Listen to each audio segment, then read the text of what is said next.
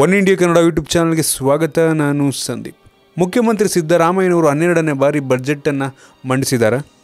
ಮುಖ್ಯಮಂತ್ರಿಯಾಗಿ 4ನೇ ಬಾರಿ ಬಜೆಟನ್ನು ಮಂಡಿಸಿರುವಂಥ ಸಿದ್ದರಾಮಯ್ಯನವರು ಅಗತ್ಯ ವಸ್ತುಗಳ ಮೇಲಿನ ತೆರಿಗೆಯನ್ನು ಇಳಿಕೆ ಮಾಡಿರುವ ಜೊತೆಗೆ ಕೆಲವು ವಸ್ತುಗಳ ಒಂದು ಬೆಲೆಯನ್ನು ಕೂಡ ಹೆಚ್ಚಳವನ್ನು ಕೂಡ ಮಾಡಿದ್ದಾರೆ. ನಿರೀಕ್ಷೆಯಂತೆ ಕೃಷಿ ಉತ್ಪನ್ನಗಳ ಮೇಲಿನ ತೆರಿಗೆಯನ್ನು ಇಳಿಸಿದರೆ ಮದ್ಯದ ಮೇಲಿನ ಸುಂಕವನ್ನು ಹೆಚ್ಚಳ ಮಾಡಲಾಗಿದೆ ಮತ್ತು ಬಿಯರ್, ವೈನ್, ಪೆನ್ನಿ ಮೇಲಿನ ಮೌಲ್ಯವರ್ಧಿತ ತೆರಿಗೆಯನ್ನು ಇಳಿಕೆ ಮಾಡಲಾಗಿದೆ. ಹಾಗಾದರೆ ಬೆಲೆ ಏರಿಕೆ ಯಾವುದರ ಮೇಲೆ ಪರಿಣಾಮ ಬೀರಿದೆ ಅಂತ ಅಂದರೆ ಮದ್ಯ ಮಾರಾಟ ಲೈಸೆನ್ಸ್ ಶುಲ್ಕವನ್ನು ಶೇಕಡ 25% ಏರಿಕೆಯನ್ನು ಮಾಡಲಾಗಿದೆ. ಇದರ ಜೊತೆಗೆ ಇನ್ನು ದ್ವಿಚಕ್ರ ವಾಹನಗಳನ್ನು ನೀವು ಖರೀದಿ ಮಾಡಬೇಕು ಅಂತ ಏನಾದರೂ ಇದ್ರೆ ಅದರ ಮೇಲೂ ಕೂಡ ನಿಮಗೆ ಬರೆ ಬೀಳುವಂತ ಸಾಧ್ಯತೆ ಇದೆ. 1 ಲಕ್ಷಕ್ಕೂ ಮೇಲ್ಪಟ್ಟ ಬೆಲೆಯುಳ್ಳ ದ್ವಿಚಕ್ರ ವಾಹನಗಳಿಗೆ ಇದೀಗ ತೆರಿಗೆ ಶೇಕಡ 12% ಇಂದ ಶೇಕಡ 18%ಗೆ ಹೆಚ್ಚಳವನ್ನ ಮಾಡಲಾಗಿದೆ. ಇದರಿಂದ ನಿಮಗೆ 1 ಲಕ್ಷ ಮೇಲ್ಪಟ್ಟ ಯಾವುದೇ ಬೈಕ್ ತಗೊಂಡ್ರು ನಿಮಗೆ ಬರೆ ಬೀಳೋದಂತೂ ಗ್ಯಾರಂಟಿ. ಈ ಹಿಂದೆ ಕೇಂದ್ರ ಸರ್ಕಾರ ಮಂಡಿಸಿದ್ದಂತ ಬಜೆಟ್ ಮೇಲೆ ಇದೊಂದು ರೀತಿ ಇನ್ನಷ್ಟು ಹೆಚ್ಚು ಪೆಟ್ಟು ಮಾಡಿದ ರೀತಿ ಆಯ್ತು ಅಂತ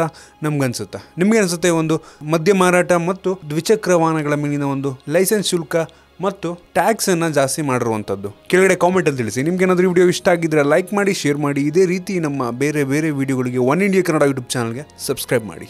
ಧನ್ಯವಾದ.